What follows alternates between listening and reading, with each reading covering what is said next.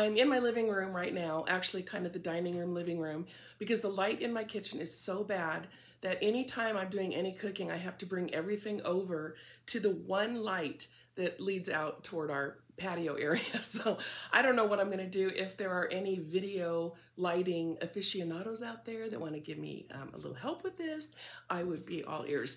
But I want to start doing some videos on dehydrating because I have 2 Excalibur dehydrators that I am literally running 24 hours a day right now because I have so many different things I want to dehydrate. And today what I'm doing is something a little bit unusual. I don't know, maybe you've heard of it, but I am dehydrating hamburger. And when it's all done, we call them hamburger rocks or pebbles or something like that, because they really are. You could probably chip a tooth if you tried to eat one of those little tiny things once they're dehydrated. But I have some good uses for this. One of the things I want to do coming up here shortly, probably in another couple days or so, is share with you one of the things I've been doing that has just been a game changer for me, because dinner time comes around. I love to cook, love it, love it, love it, but I seem to draw a blank lately. I don't know, maybe that's my age, I don't know, but dinner time comes up and I'm like, what on earth am I going to make tonight? And not only that, but I am going back into real estate here in a couple of weeks. I'm waiting for my fingerprinting to come back. Sure hope they don't find out about that bank heist I did. Anyway, and once that happens, I'm going to be crazy busy again. So this way, what I'm doing is I'm putting together little meal kits, and I'll show you as we go along, but there's some of our favorite recipes. And I'm getting everything ready to the point where all Dave has to do, or me when I get home, is literally just open the bag and throw everything in, well, a pot, you know, like if it's soup or whatever, or in the oven. So I'll show you some of those. But today I'm doing the hamburger pebbles, let's call them that, for one of our very favorite things, which is Cabbage Patch soup. I have been dehydrating cabbage to go along with that, because when I have the cabbage and I have the hamburger, all I have to do is put some beans and tomatoes in the bag and some seasonings, and literally Dave will be able to just throw the whole thing in our Instant Pot or crock pot and we'll have dinner. So I'll show you that, but first let's get on to the hamburger pebbles. See this little chopper thing? I've had this for probably 40 years. It's just one of my favorite things in the kitchen. I found one once in a thrift store and I'm pretty sure I squealed. You would have thought it was a priceless gem. I bought it and gave it to my daughter-in-law. The first thing is you're going to want to start with 93% lean hamburger. You don't want too much fat in here. And the reason is because fat goes rancid. And I have heard of some people doing a little alteration where they will throw a bunch of breadcrumbs in there to absorb the oil, but really all you're doing is dehydrating oily breadcrumbs. And that's not what we want. We don't want this to go rancid. So what you do is you cook up the leanest hamburger you can get and then rinse out all the fat. And it sometimes takes 2 or 3 rinses before the water is clear, but once it gets to that point, you're ready to go. Whichever dehydrator you're using, you're going to want to put one of those liners on a rack below the one that you're loading. My Excalibur has these little silicone ones, and that's what I have underneath there, because this can get messy, and this will help prevent some of that. I usually don't season hamburger that I'm going to dehydrate. That way I can season it the way I need to in any recipe that I choose to use it in. Spread out the hamburger evenly as you can, and then put your trays in the dehydrator. In my Excalibur, it takes me 4 to 6 hours on about 145 degrees for these to be completely dried out. And just a quick word about dehydrators. I've probably had 5 different types.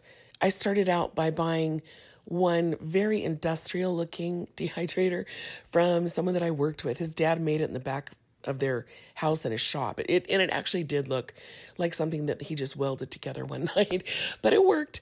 And then I've gone on to different ones. But once I found the Excalibur, I stopped looking for the best dehydrator.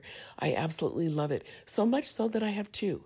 I have one that's just a regular one, and then I went and got a second one that has a timer, which is so convenient. I just finished up a batch of watermelon strips, and those take 24 hours. So, from the time I start it, I don't know what I'm going to be doing 24 hours from now. And this way it shuts itself off at the end of the dehydrating cycle. I will link to the dehydrators below. And if you were only going to get one, I do highly recommend the one with the timer. But here's a little tip. Before you go spending all that money on Amazon, why don't you check OfferUp first, or Facebook Market or Marketplace or one of those? Because I did get my second one, the one with the timer, on OfferUp, and I saved like $200 off of it. I do search on OfferUp from time to time to see if any more have come on. And honestly, I haven't seen any since I bought my one with the timer, and that was about 3 years ago. But I am keeping an eye out because one of my sisters has borrowed one of mine and she loved it. And if I found another one, I'd grab it for her. But even if you did have to buy it new, let me tell you, these things have paid for themselves over and over. It just feels so good to open my pantry and see all those jars of dehydrated food. Honestly, my two new kittens, Doug and Carrie, are just in hamburger pebble heaven right now, because as I'm doing this, little tiny pieces are bouncing on the floor, and they just think this is the greatest fun ever. So I suggest an iRoomba first, but if you don't have an iRoomba, I would get a couple kittens, because that'll help take care of this big mess. So when you're all done, this is the end result. This is 3 pounds of hamburger, and this is 3 pounds of hamburger. I could have probably done another 2 or 3 pounds in my Excalibur, because I only used 5 of the 9 trays, so I could have done more, but this is what I had on hand. The great thing about these is, like I said, they're shelf stable if you store them correctly. One of the things I'm going to do is I will take one of these jars and use my food saver attachment, which fits right over the lid, and then it pressurizes it. If you don't have one of those, you could put an oxygen absorber in here. But what's so great is, like I said, it takes up less room, it's shelf stable, and then when you're ready to cook with it, if you're going to use it for a casserole or something like that, you would just pour hot water over it and let it sit for a little bit, and it would plump right up. But if you're going to put it in a soup, which I'm planning to do, I'll put it in our Cabbage Patch soup that we love, then I don't have to do anything. I just throw it right in there, and the liquid that's already in the soup will absorb and help to rehydrate it. So you just want to keep an eye on your recipe, because if it uses up too much of your liquid, you might need to put some more in there. But I just love this, and it has saved me so much time. I'm a big believer in batch cooking, meaning as long as you're messing up a pan for 1 pound of hamburger, say, why not cook 2 or 3, And I will sometimes season one batch for Italian recipes and another one for Mexican cooking, and that way I just always have some in the freezer ready to go. But this is really my new preferred way of doing this, because it just takes up so much less space, and who has too much space? Not me. So anyway, I hope that you will give this a try.